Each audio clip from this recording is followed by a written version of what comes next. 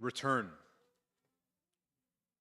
During the famine that had spread beyond Egypt, the brothers, they travel to Egypt to get some assistance. They travel for 18 days.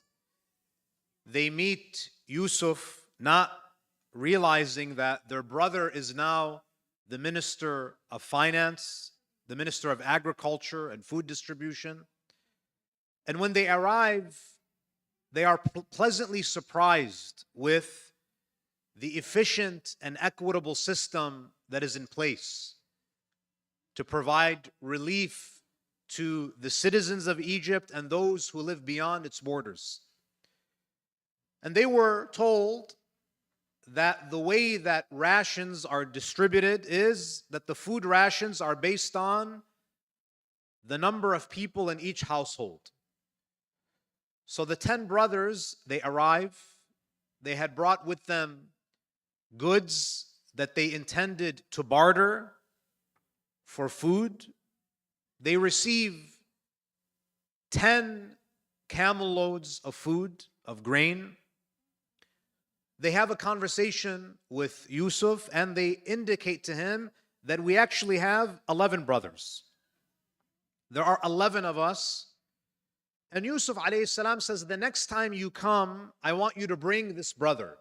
You claim that you are 11. I want to meet this brother that you left behind. And if you bring him, I will give you a full camel load. And if you don't bring him next time, you will receive nothing. In fact, you will not be permitted to enter Egypt. The brothers return. They say to their father, Yaqub, that we met this generous minister. He hosted us. He showed us so much generosity and care. And if we want 11 camel loads of grain, of food, we have to bring Binyamin with us. If we don't, we will not be able to receive any more assistance. And then as they're unpacking their bags, they find that the goods that they had took with them to Egypt to barter, they were all returned to them. So this was another sign of the generosity of Yusuf alayhi salam. They beg and they plead with their father to allow him to let them take Binyamin. He says to them that the last time I entrusted Yusuf to you, you lost him. If you are to take Binyamin, you have to take an oath before Allah that you will look after him, that you will protect him.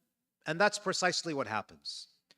And then he gives them advice before they leave. He says, when you go back to Egypt, do not enter through one gate, but enter through different gates. And this is where we left off, ayah 68. وَلَمَّا دَخَلُوا مِنْ حَيْثُ أَمَرَهُمْ أَبُوهُمْ مَا كَانَ يُغْنِي عَنْهُمْ مِنَ اللَّهِ ما كان يغني عنهم من الله شيء إلا حاجة في نفس يعقوب قضاها. The brothers, they travel back to Egypt. So this is their second trip to Egypt. And they follow the advice of their father Yaqub. They enter through different gates. It's interesting.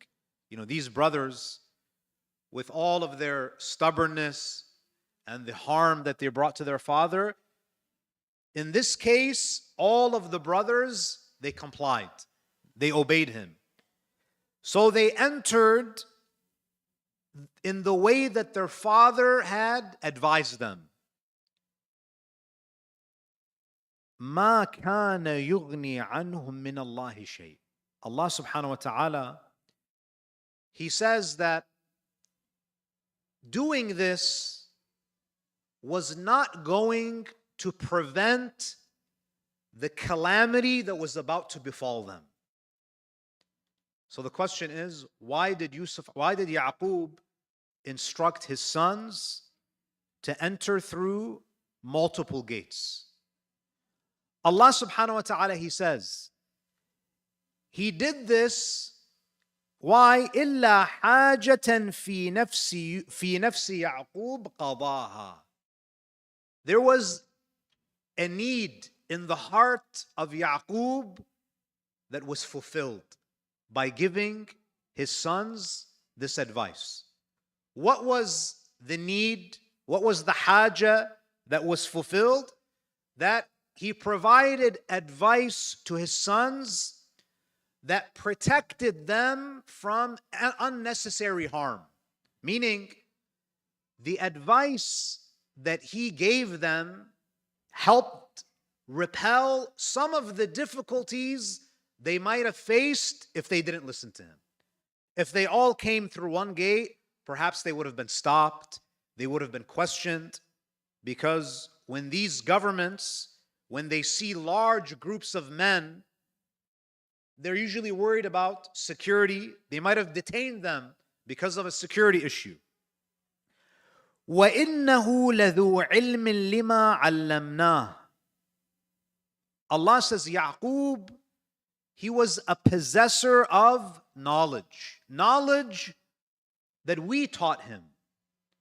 وَلَكِنَّ أَكْثَرَ النَّاسِ لَا يَعْلَمُونَ. It's very interesting that Allah subhanahu wa ta'ala, He praises Yaqub in this ayah for understanding something that most people don't understand. Now, what does this ayah mean? Yaqub alayhi salam, on the one hand, he trusts Allah subhanahu wa ta'ala. If you look at the previous verse, what did he say? He says, إِنِ الْحُكْمُ إِلَّا لِلَّهِ عَلَيْهِ تَوَكَّلْتُ وَعَلَيْهِ فَلْيَتَوَكَّلِ الْمُتَوَكِّلُونَ. You see, when it comes to this concept of tawakkul, you have two extremes. You have some people who are reckless. They don't take any precaution and they say, we place our trust in Allah subhanahu wa ta'ala. And then you have those who are on the other side of the spectrum. They have so much faith in their planning that they plan and they take precaution and they think that their planning is what will protect them. Yaqub, he has both. He takes precaution, but he doesn't trust and put his faith in his own planning and his precautionary measures. He does everything in his power to be cautious, but at the same time, he knows that if Allah decrees something, it's going to happen. And protection only comes from Allah subhanahu wa ta'ala. Most people are not like that. Most people are either reckless, they don't plan, and they say, Tawakkaltu ala Allah. Just like the guy during the time of the Prophet, he brought his camel, he didn't tie his camel. And when he was told to tie his camel, he left it untied and he said, I place my trust in Allah. The camel disappeared. And this is where the Prophet, he teaches him, اعقلها ثم توكل. Tie your camel and trust Allah. Do both. And there are those who don't even think about God. They take precautionary measures, they plan meticulously, and they think to themselves, the reason why my camel was not stolen was because I tied it.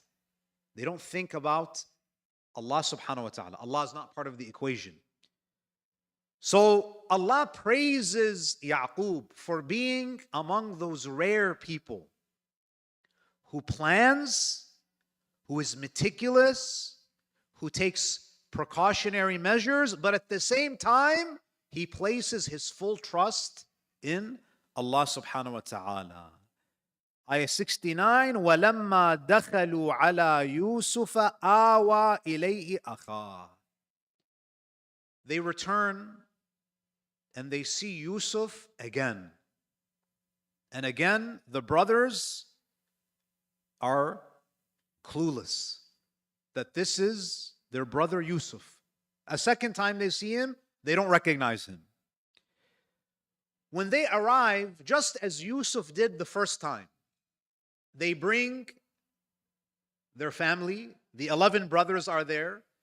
And Yusuf alayhi salam, he has his servants, his workers, load up the camels with food.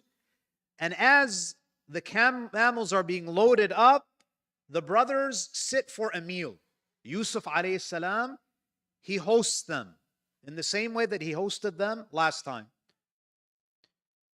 So what Yusuf does is the following.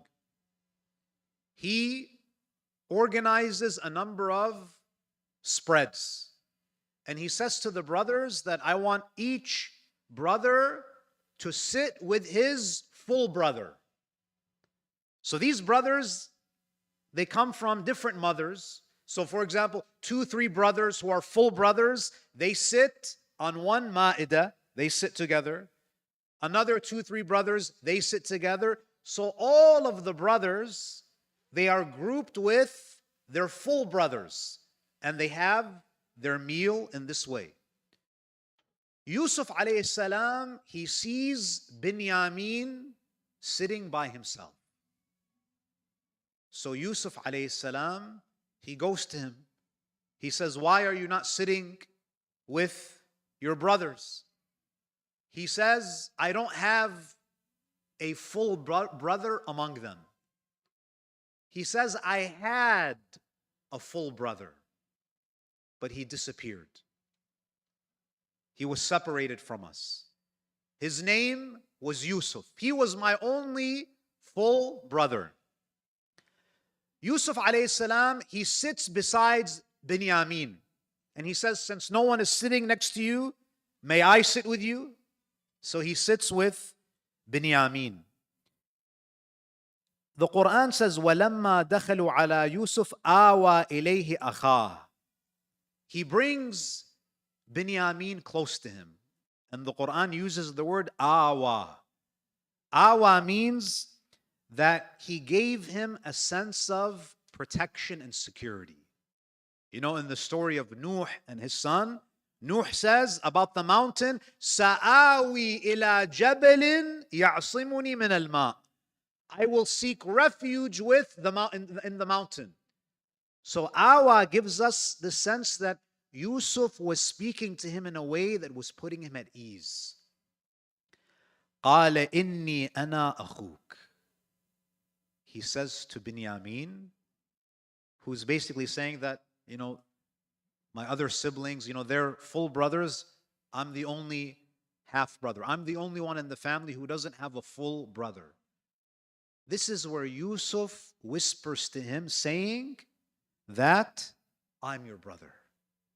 I am your long lost brother. I'm your full brother.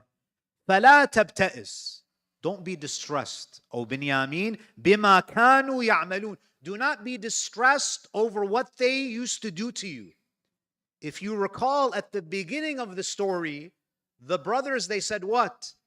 لَيُوسُفُ وَأَخُوهُ أَحَبُّ إِلَىٰ أَبِينَا مِنَّا. That Yusuf and his brother, they are more beloved to our father than us. So the jealousy was directed to Yusuf and Binyamin. And it seems that during those years, the brothers, after they got Yusuf out of the picture, they used to torment Binyamin. So he says to Binyamin that you don't need to distress anymore. Don't distress about what they used to do to you. Now Binyamin is in shock. Growing up, he used to hear about this brother that he had. This special brother. This brother who was so beloved to his father Yaqub, and now he's sitting right next to him. And Binyamin is thinking to himself that I feel closer to this Yusuf who I've just met than these brothers that I've spent years with. So he says, according to the narrations, Binyamin says to Yusuf, let me stay here with you. I don't want to go back. I want to be here with you. Yusuf alayhi salam, he says that the only way that I can keep you here in Egypt is that I have to accuse you of something. So he fills him in on the plot that he has in mind. So Binyamin at this moment is the only one who knows that the minister of agriculture, the one who is being generous, is his own brother. The other brothers, the other 10 brothers, they are oblivious. The Quran says in ayah 70, فَلَمَّا جَهَّزَهُمْ بِجَهَازِهِمْ. After all of the camels were prepared, they were loaded up with grain and wheat and, the non-perishable foods that were given to them. جَعَلَ السِّقَايَةَ فِي رَحْلِ أَخِيهِ. Yusuf alayhi salam, either it was Yusuf directly or one of his aides, they place the siqaya of the king in the saddlebag of Binyamin. What is the siqaya? Saqa means to pour. Siqayatul Malik is basically the king's goblet. It's a very fancy cup that the king drinks from. It's probably made of gold. It has probably jewels. It's a very, very fancy cup. Yusuf alayhi salam, he puts this very precious item that belongs to the king. This was a very bold plan that Yusuf alayhi salam, he puts it in the saddlebag of Binyamin. Now, as they are leaving, as the brothers are leaving, you can imagine 11 camels filled with food. The brothers are finishing up their meal, and they are exiting the vicinity of the building. Now, when you go shopping, when you exit a supermarket, usually they have these metal detectors, right? You go, you purchase some clothes and they forget to take the tag off, and then the alarm goes off. At that time, they didn't have any of those detectors. They used to have someone who would stand and who would watch to make sure that no merchandise is being stolen. ثُمَّ أَذَّنَ مُؤَذِّنٌ. There's someone who's standing and he calls out. One of the soldiers cries out, أَيَّتُهَا الْعِيرُ إِنَّكُمْ لَسَارِقُونَ. O camel riders, you are thieves.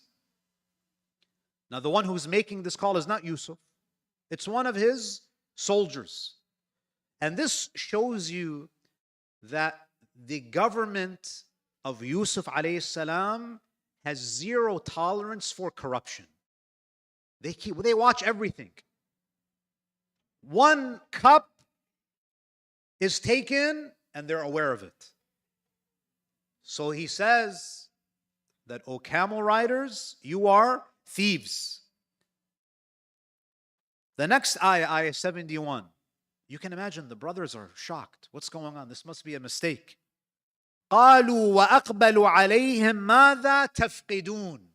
You can sense that the brothers are innocent. They say as they are coming back. If you're a real thief and you hear someone saying that you guys are thieves, your impulse would be to run. No. Very calmly, they turn around and they're walking towards the soldier, and they don't say, what have we stolen or what has been stolen? They say, what are you missing? What have you lost? Because they know that they didn't steal anything. Ayah 72, قَالُوا نَفْقِدُ صُوَاعَ الْمَلِكِ. We are missing the suwa' of the king. Now it's interesting. What was put in the saddlebag of Binyamin was the siqaya, the cup. Here, the guard is saying, we are missing the suwa' of the malik. Why are these words being used? Are these two different things? One ayah says, Yusuf put the siqaya of the king in the saddlebag, and the guard is saying, we are missing the suwa'. Suwa' is a measuring device. And when we want to pay, kafarat or zakatul fitra, we have this concept of sa'. It's a unit of measurement. The commentators of the Quran, they say that suwa' and siqaya are descriptions of the same thing. The cup of the king was what was being used to measure the grain that was given to the people. It was symbolic. And the king almost saw it as a source of pride. It was almost like a PR campaign. That, look at, it's the cup of the king that is being used to feed the people. It's kind of a PR campaign. So it said, the guard says, we are missing the measuring instrument of the king. So this became a national symbol that during the famine, the king's cup is being used to measure out the food for the people who are suffering from poverty.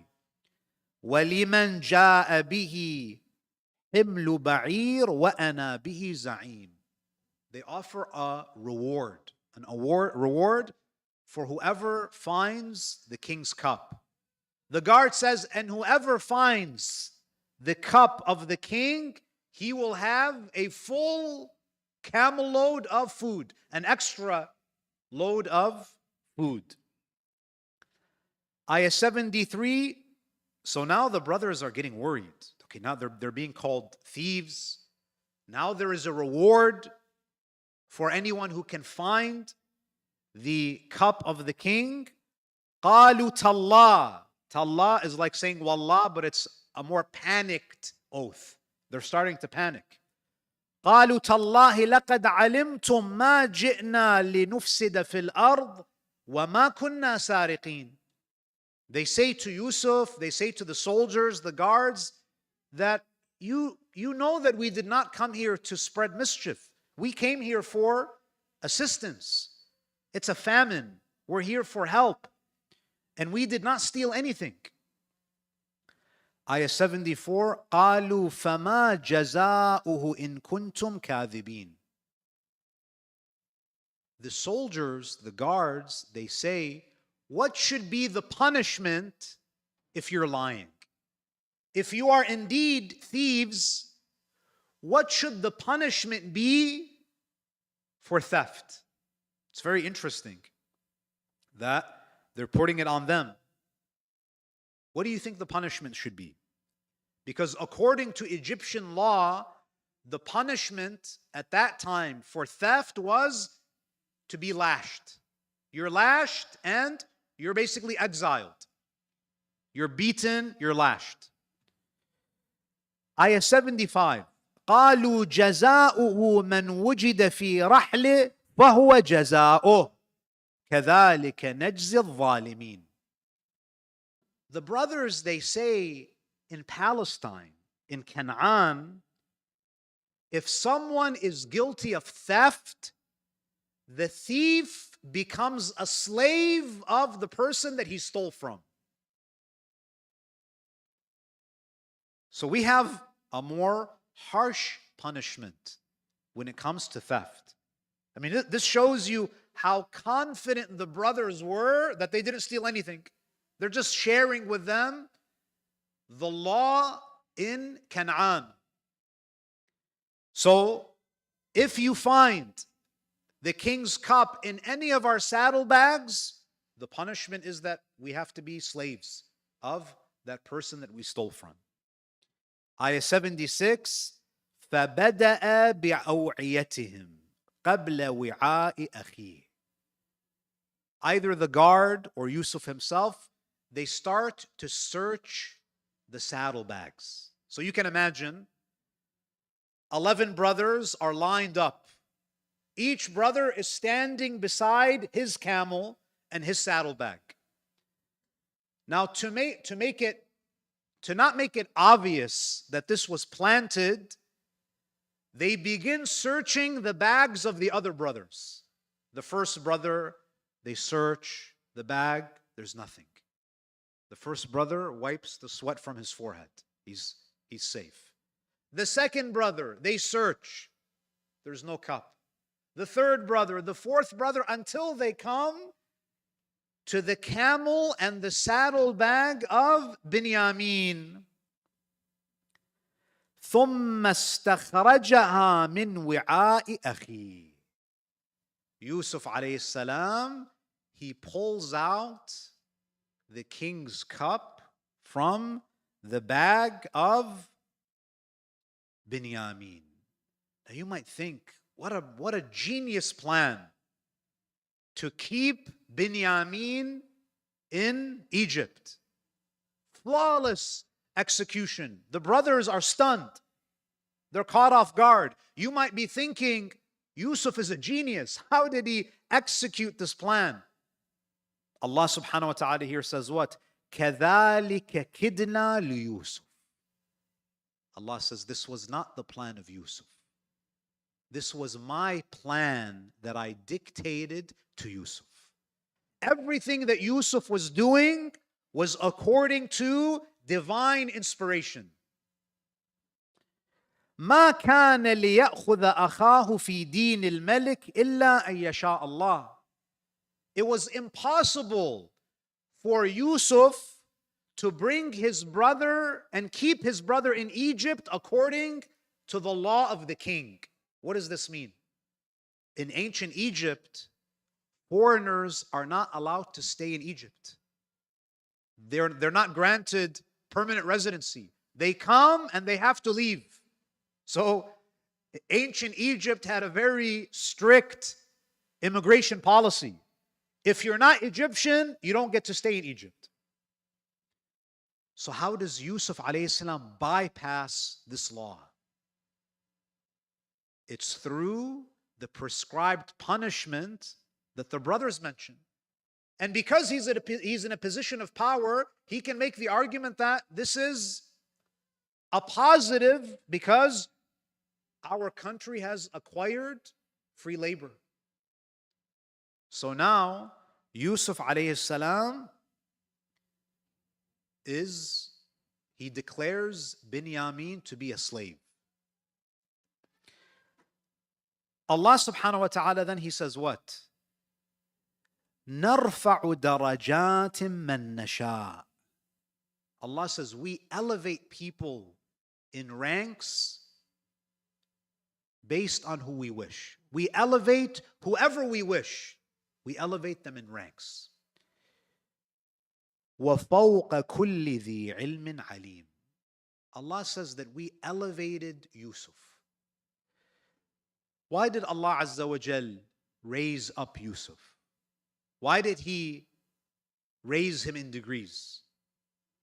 Because of two qualities that he had. Allah subhanahu wa ta'ala in the Quran, what does He say? يَرْفَعِ اللَّهُ الَّذِينَ آمَنُوا مِنْكُمْ وَالَّذِينَ أُوتُوا الْعِلْمَ دَرَجَاتٍ. Allah says, we raise those of you among you who have faith, who have iman. And those who have knowledge, we raise them in degrees. What allowed Yusuf to go up the social ladder in Egypt? It was his knowledge, his ability to interpret dreams. Organizing this plot to keep his brother required what? It required knowledge. It required wisdom. So if we want Allah subhanahu wa ta'ala to raise us in ranks, we need to be people of iman and ilm. وَفَوْقَ كُلِّ ذِي عِلْمٍ عَلِيمٍ. And above every possessor of knowledge is someone who is more knowledgeable. You find someone who has ilm, there's someone who has more knowledge. For example, in the time of Musa, you would think that Musa, he's a possessor of great knowledge. But there is someone out there who possesses more knowledge than Musa, which is Khidr. And even if you find the most knowledgeable person who has knowledge above all of them, Allah subhanahu wa ta'ala. وَفَوْقَ كُلِّ ذِي عِلْمٍ عَلِيمٍ. Inshallah, in the next verse, we find that the brothers, they accuse Yusuf of stealing. They say, we're not surprised that Binyamin stole because he had a brother in the past who also stole. Inshallah, we'll speak about that conversation tomorrow night. وآخر دعوانا الحمد لله رب العالمين وصلى الله على محمد وآله الطاهرين.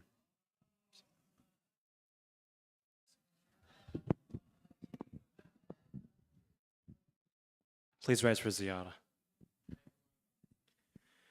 السلام عليك يا رسول الله، السلام عليك يا أمير المؤمنين، السلام عليك يا فاطمة الزهراء، السلام عليك يا حسن المجتبى، السلام عليك يا أبا عبد الله، وعلى الأرواح التي حلت بفنائك. عليك مني سلام الله أبدا ما بقيت، وبقي الليل والنهار، ولا جعله الله آخر العهد مني لزيارتكم.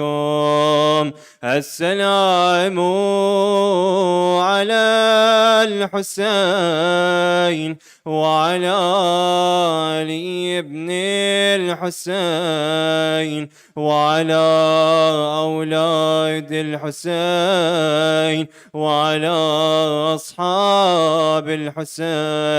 السلام على 9 المعصومين من ذرية الحسين، علي بن الحسين ومحمد بن علي وجعفر بن محمد وموسى بن جعفر وعلي بن موسى ومحمد بن علي وعلي بن محمد والحسن بن علي. الصلاة والسلام عليك سيدي ومولاي يا صاحب العصر والزمان وخليفة الرحمن وإمام الإنس والجان. عجل الله تعالى فرجه وسهل الله تعالى مخرجه وظهوره.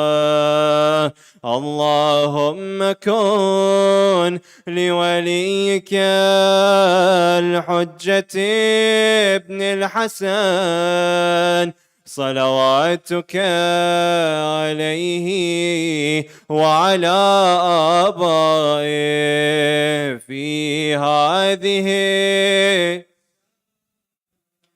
وفي كل ساعة وليا وحافظا وقائدا وناصرا ودليلا